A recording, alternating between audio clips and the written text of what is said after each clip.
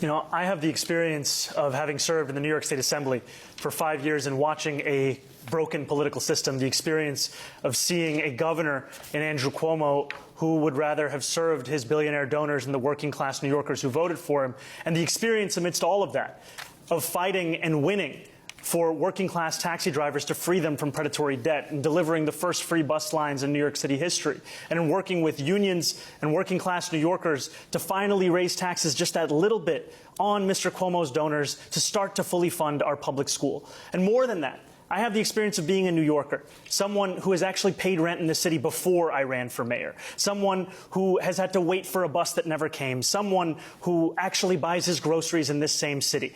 And what all of that experience has shown me, which Mr. Cuomo can't seem to understand, is that it is far too expensive and far too hard for New Yorkers to afford to live in this city. And the definition of experience is not doing the same thing again and again and hoping for a different result. That's actually the definition of insanity. Thank you, Mr. Mamdani. If I can, I think I was invoked. Yes.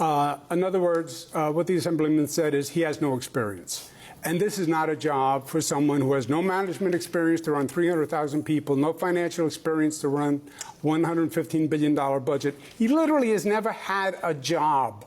On his resume, it says he interned for his mother. This is not a job for a first-timer. Any day, you could have a hurricane, you have, God forbid, a 9/11, a health pandemic.